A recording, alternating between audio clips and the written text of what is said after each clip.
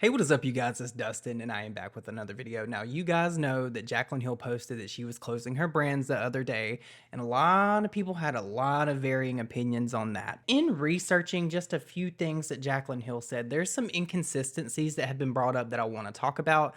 Also, Jaclyn Hill has been called out by the brand owner of Farsali, and he made a lot of really good points, so I want to talk about that. Now, before we jump into this, I do want to let you guys know that I am going to be having a live stream for my members only on Saturday, August the 12th at 8 p.m. If you guys would like to join that, you can join my channel. You don't have to. I'm going to do other live streams, but I feel like this is like more personal and we'll be able to hang out and talk about a lot more different things than if I were to just like go public with this. Before we get into all of this about Jaclyn and Farsali, I did want to talk about these articles that have been written about Colleen Ballinger, James Charles, Patrick Starr, and Jaclyn Hill, because this is blowing my mind. So I want to preface this by saying, remember back in the day when everybody accused drama channels like myself, Nick, Rich, Paige, and all of these people being on a payroll and everybody had issues with it? They said that we were biased and you couldn't believe anything that we said. So how would you feel as a viewer of watching all these people getting all this really good press and then you found out that it may have been paid for? Now, I get it that paying for ads and paying for adverts and things like that are good for a business. A lot of businesses do that. However, some of these articles that were written like by Vanity Fair and the one on Cosmo that was written by Gabrielle Bluestone about James Charles kind of pissed me off just because they painted these people in a good light when they truly, absolutely did not fucking deserve it. So one of my really good friends, Julie, really dug into this and she made a really good point to me and she found something that I want to share with you guys. Now keep in mind, all of this is alleged, but I'm going to show you the receipts that leads me to have the opinion that I have on this situation. I'm not implying that these people paid for these. I just think they have, and I want to show you what I have to kind of like back that up. So let's get into that. So to set the stage for you guys, I have to tell you what Muck Rack is. Now, I was just introduced to Muck Rack like literally last night. Last night, this was sent to me. And I fell down this rabbit hole, and basically I believe this is a public relations collaborative because that's what it says on their website. Muck Rack is the new standard in public relations software. Easily search for journalists, monitor news, and build reports. Now this sounds like something that a PR company would do. Now let me break down for you what the description says when I Google Muck Rack and what it is. It says, Muck Rack is a tool that enables users to tell their story to the media by pitching journalists on story ideas, getting alerts when journalists mention your brand or keyword, and measuring the impact of PR efforts. Journalists manage their online identity and track how their articles are shared. Okay, nothing really sounds nefarious about that except for pitching something to a journalist. Why would you pitch something to a journalist and then pay them to write a story? A story that is geared in your favor for a public relations image issue. Like take Colleen, for instance. We all knew that that article that was written by Vanity Fair about Adam was trash, and whoever played a part in that deserved to be dragged across the internet for it. So of course, when I Googled this, it popped up with the questions that pop up on Google when you enter things, and it said, what is Muck Rack used for? And this right here is where the issue started. Muck Rack helps public relation teams identify the right reporters, draft the right pitch, and track the right metrics. Business Wire believes in the power of relationships when it comes to building your brand. You guys know I've been like super vocal about Patrick Starr, and we're going to talk about him in a minute. Every single one of those articles that were written, he truly acted shocked to see that there was these articles written about his brand and how it was used on Beyonce during this concert. But what he didn't tell you is that he may have paid for these. I think he did. That's just my personal opinion. That's not me stating this as a fact. That's not me saying he definitely paid for these.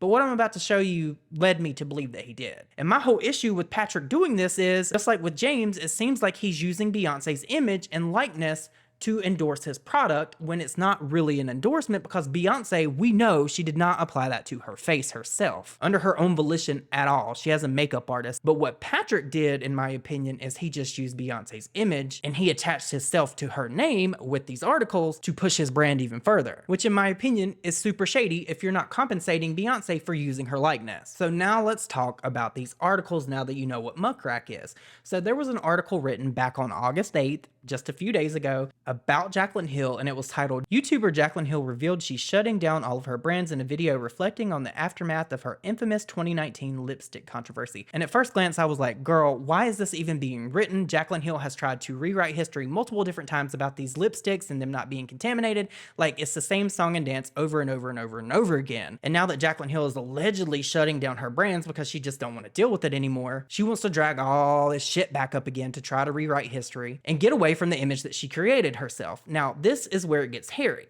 So if you look at who wrote this, it was a BuzzFeed staff person. Her name is Layla Mohammed. If you Google her name, she also works for Muck Rack. But it doesn't stop there, you guys. I remember back in like March or April, Jaclyn Hill had this whole article that was written, and it basically said that Oprah endorsed Cozy. Now, we all knew that that was bullshit. Oprah don't even know who the fuck a Jaclyn Hill is. But to my surprise, there was another Yahoo article written, and it says, "After multiple scandals, beauty influencer Jaclyn Hill announces she's shutting down some brands." And it was written by Caitlin Stanford. So I'm like, why are all these articles being written about Jaclyn Hill closing down her brand? People weren't interested enough to buy the brand to keep it alive. Why are they interested in it like falling apart? But here is where it really gets crazy. Now, we all remember the article that was written about James Charles maybe a month or so ago by Gabrielle Bluestone that was posted into Cosmopolitan. And we also remember the article that was written by Andrew Quintana for Vanity Fair that said how the Miranda Sings Colleen Ballinger scandal went off the rails. And these new articles that just came out about Patrick Starr's brand, One Size. Now, what do all of these people have in common? Or what do all these people possibly have in common is a better question.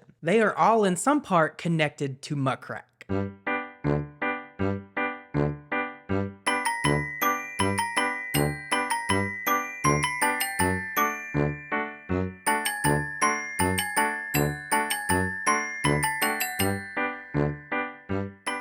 So the next time that you get an article that's favorable about someone that's being problematic, this possibly could be why, because maybe these people are getting paid for this. I just find it crazy that Jaclyn Hill, Patrick Starr, James Charles, and Colleen Ballinger all have articles written by people connected to Muck Rack. Do you get what I'm saying here?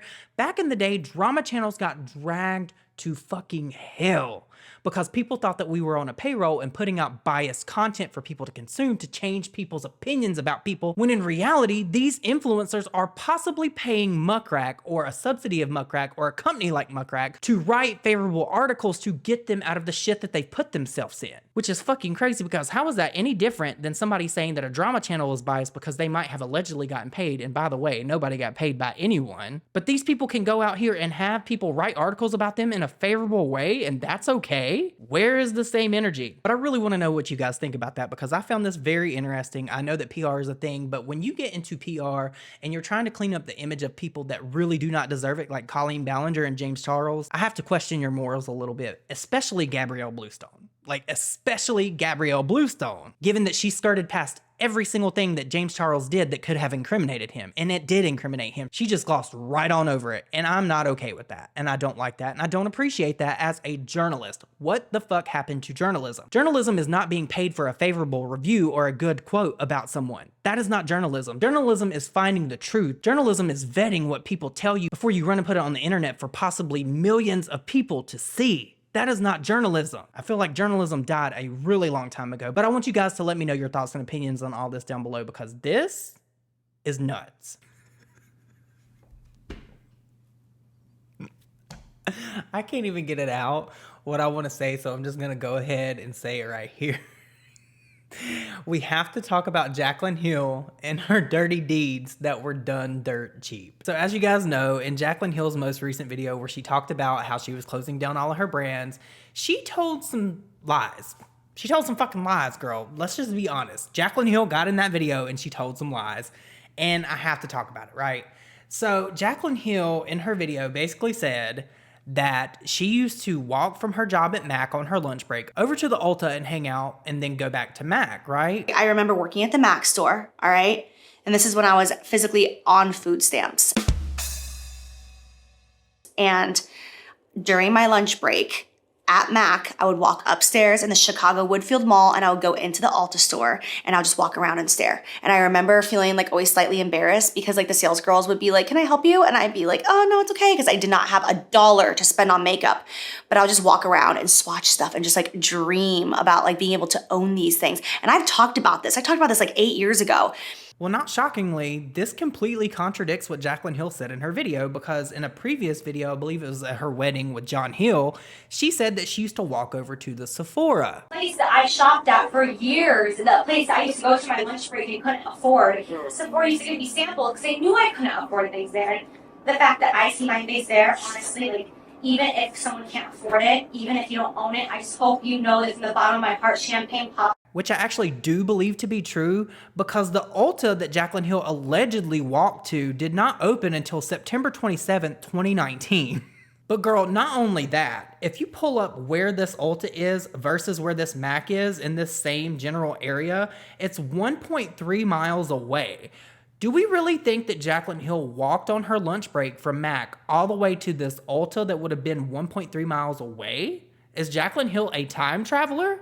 Like, none of this makes sense. It's completely pathological. And I don't understand why Jaclyn Hill doesn't think that with the world that has the internet, that we cannot get on here and fact check what she's saying.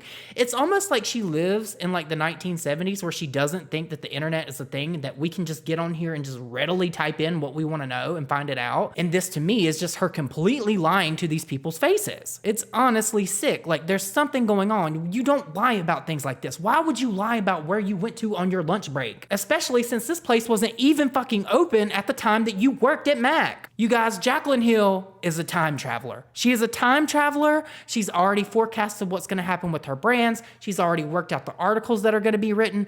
She has got all of this on lock because apparently she knows something we don't. Which brings me to Farsali. Now, you guys may not remember what Farsali is. I'm sure a lot of people do. I've always wanted to try their products. I've just never bought it, and Nick has never bought it.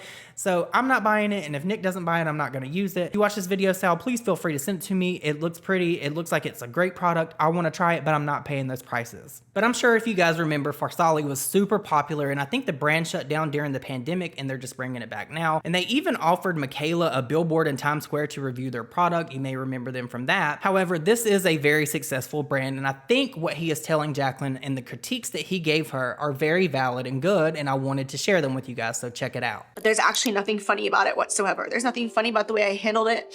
There's nothing funny about what came of it. You burned one too many bridges. Not just friends or followers, but people from the industry. They were yes men. I was surrounded by yes men. I'm not a yes man. So I'll give you some honest business advice as someone who can relate to some of the struggles that you mentioned. I'll be respectful, but I'll tell you things that you don't want to hear. I'll start with the positives. I truly appreciate the support that you've given our brand in the past. All I can say is this is hot fire. Even though there was one incident. And then depending if I feel like I'm still not as glowy as I want to be, I'll go in with a second layer or a third or a seventh. Alright guys, so no lie, I have been trying to get this to dry for 5 minutes. I don't understand what's happening. When people called you out for misusing our skin mist to announce the launch of your setting spray, I still appreciate your support. I also agree with your thoughts on prioritizing self-care and mental health. Take care of your heart, take care of your mind, take care of your mental health. You achieved a lot of financial success in your career, and you accomplished a lot of things that most people will never be able to do in their lifetime. So I hope that you're proud of yourself, because we're our own worst critic and we deserve to be kind to ourselves, but we also need to be honest with ourselves. And I don't care about the money at this point. Money was a driver, fame was a driver. We all care about money. If you didn't care about the money or the fame, you'd leave social media, and there have been influencers who've done that. So let's start with honesty.